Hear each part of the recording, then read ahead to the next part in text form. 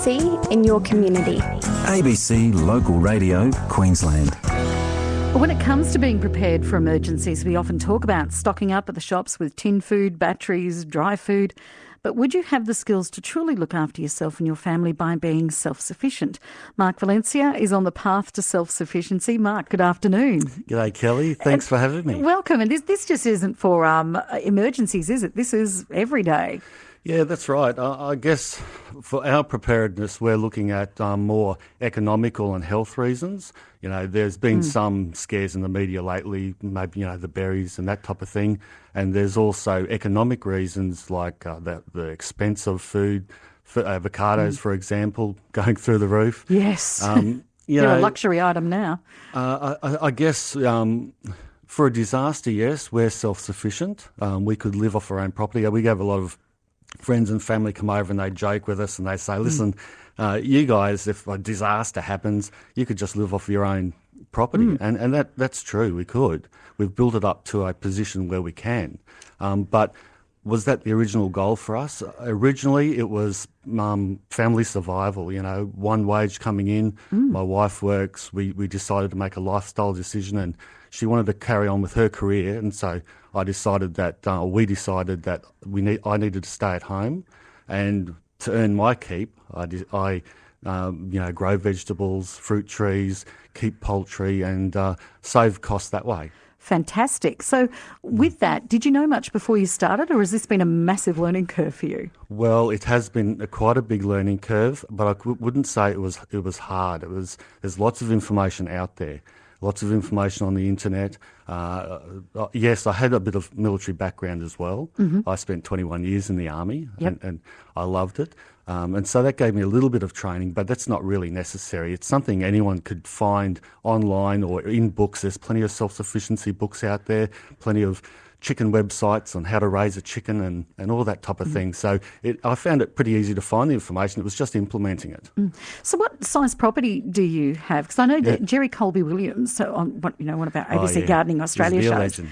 He is, and his property, which I've been to a few times, isn't very big. And yet, as he says, I can sustain myself very nicely here. Yeah, well, I know people that live in apartments and that one of my favourite sayings is you don't have to be self-sufficient in everything, just be self-sufficient in something.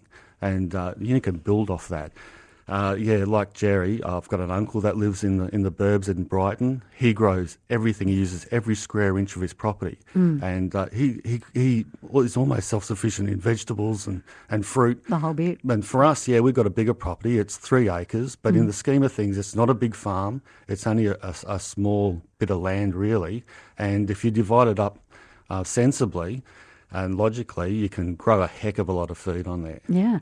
Do you have other systems as well that you have in place to increase self-sufficiency? When we first looked at our property for what we wanted, we did look into a water source. We wanted a place where we could have enough room for extra tank water.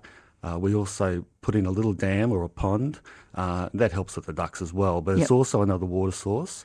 And we do have a bore, so that does help quite a bit when you're growing a lot of produce.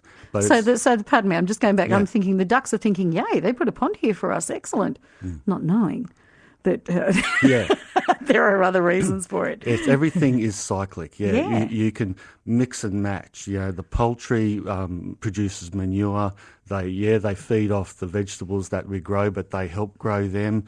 It's all intertwined. How do you keep possums and the like out?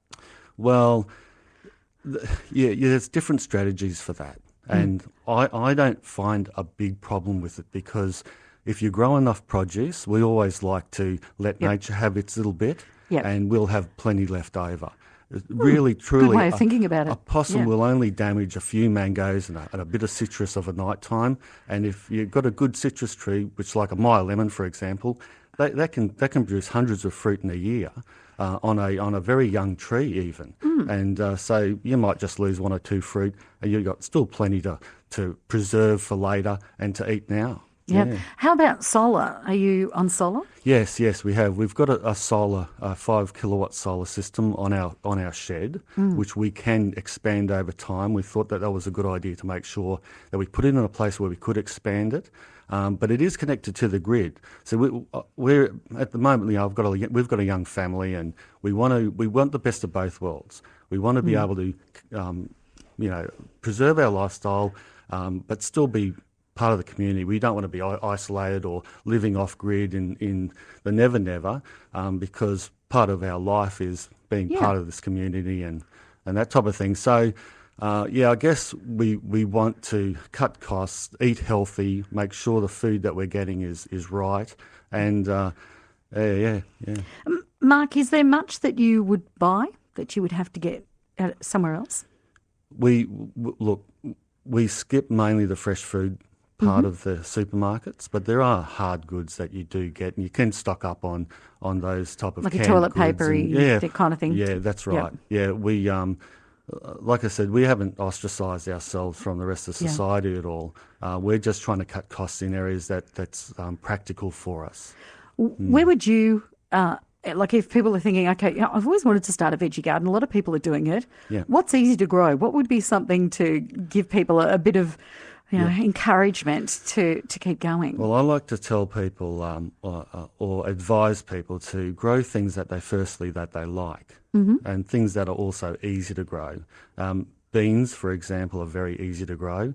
All types of lettuce at the right time of year. At the moment, the lettuce here isn't great through summer, but there are alternative crops. But don't think about alternatives and get right in depth. Think about things that you like to eat first and start off with them. Vegetable growing and fruit growing is dead set easy, really easy. Yeah. I mean, people don't realise how simple it is. How simple it really is, and it is low cost. And there are some Wowsers that say, "Oh, look, if you grow your own food, it can cost just as much as the supermarket." But that isn't correct. That's not what we've found. We've saved hundreds of dollars a year by growing our own food. Is food security something that you're concerned about? I know it's a worldwide issue now. A lot of discussion on food security and what we're going to do if certain areas that are food bowls turn to dust. Yeah, well, that does trouble us. We have people, like I said before, joke about, look, you can sustain yourself. Look at your place. If a disaster happens, if food prices say skyrocket. If there's a world food shortage, we'll be okay. I don't think I'd go as far as putting up a big fence around our property and security guards to protect our resources, but as the preppers would say, it could come to that one day, but we would be right and we would be able to survive with what we've got. Yeah. Great talking with you, Mark. Thank you very much for coming in and sharing all that with us. Yeah, thank you very much. Mark Valencia, who has taken up a full-time role at home and is the main veggie grower, fruit tree maintainer, all the stock there as well, all the animals. So sounds like a good way to spend your day, Mark. Thanks. Mark Valencia on ABC Local Radio Queensland.